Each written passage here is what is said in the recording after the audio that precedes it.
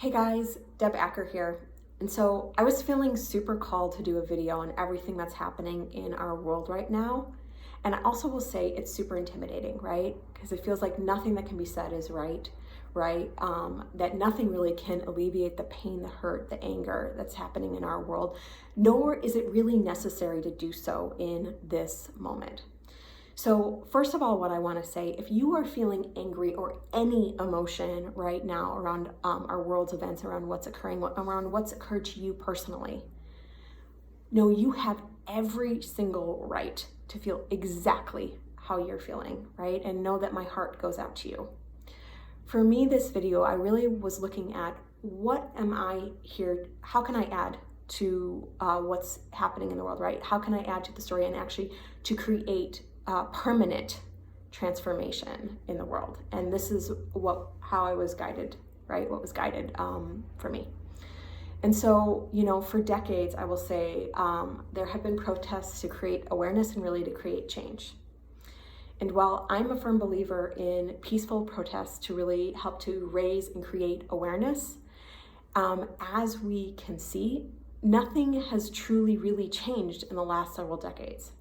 And so as I was looking at this, for me, it was so super important to really look at what is actually going to create that permanent change in our world that is so needed right now.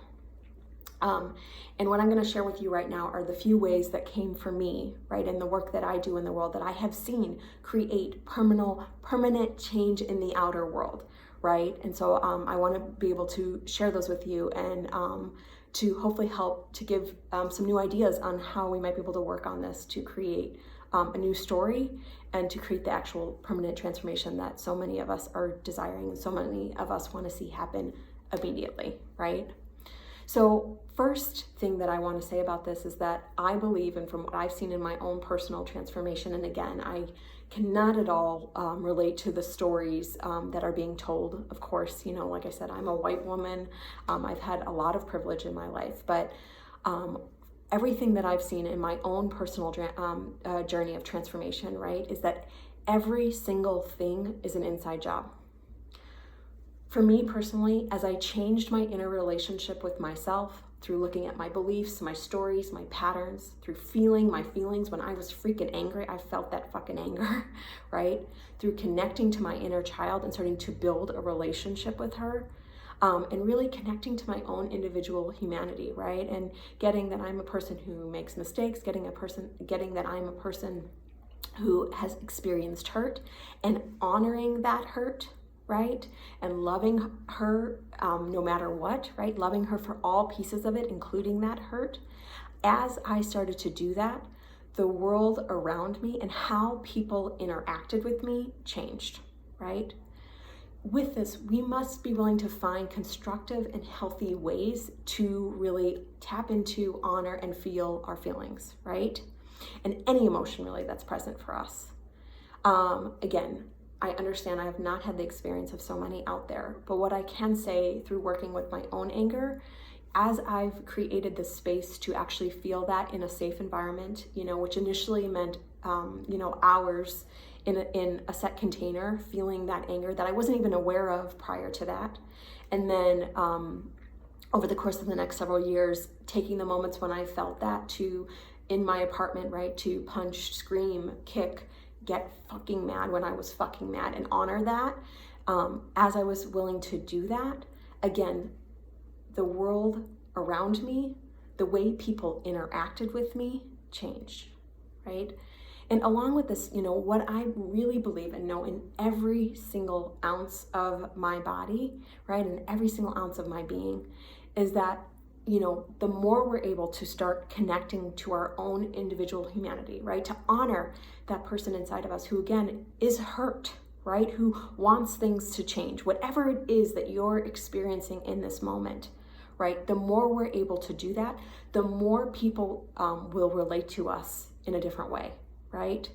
So, what this looks like, again, it's honoring your feelings, right? It's connecting to your inner child. I have a complimentary inner connection kit that I talk about all the ways to do this stuff that's out, right?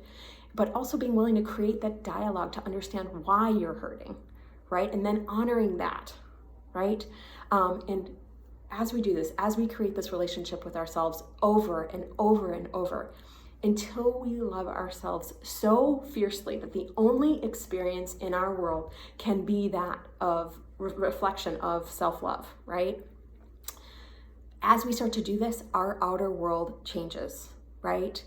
And, literally we can be sitting. So I'll give you an example of how this occurred in my world just over the weekend. So I had to rent a van. Many of you guys know that I moved, which is why that painting's not hanging up behind me, right? But I rented a van this weekend and at Home Depot, and I was at Home Depot, and the person that was helping me was a Black man, right? And he was shaking actually when he was ringing me out and stuff. I think it was something physically related. But when he walked me out to that van, something inside of me, as I often do, right, felt called to ask him how he was doing, right? To felt called to ask him a little bit about his story. And he proceeded to share with me that he was, he had lost his wife a year and a half ago, and he was feeling really lost without her, right? And it was just like a 2-minute walk out to the car in the sweltering heat of Arizona. But it was like a 2-minute walk, right? But in that moment, we made a connection, right? In that moment, I got to see a piece of his humanity. And again, in doing that, it's like the more we are able to do that, right? The more we are willing to do that, everything starts to change. And again, first and foremost, we have to start with that relationship with ourselves, right? We have to be able to see our own humanity, right? And be able to connect to the parts of pain that maybe we haven't previously been willing to acknowledge because they are so fucking painful, right? But the more we're willing to do that, the more we're willing to be able to be in the intensity of what's happening and what's occurring right now. Also allowing for, those spaces where, we're humans, right? We can have a balance of having a ton of intensity and then also bringing in some balance and some connection, right? We get to have all of that. It doesn't have to be where it's all intensity all the time. And I mean, many of you guys know I'm one of the most intense people on the planet, so I actually love the intensity. I think it creates a ton of aliveness. And I will say, just having that, like not being hard on yourself, you need that balance, right? But with that, just us being able to connect and really see that, and to see, that man who I was connecting with at Home Depot, right?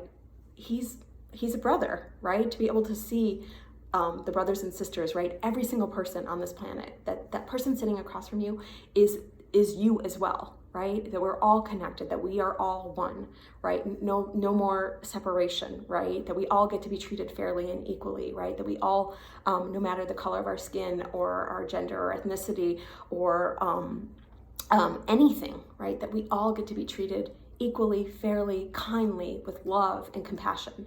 And again, that starts with our own inner journey, with us being able to really honor our own experience and love all pieces of ourselves, right?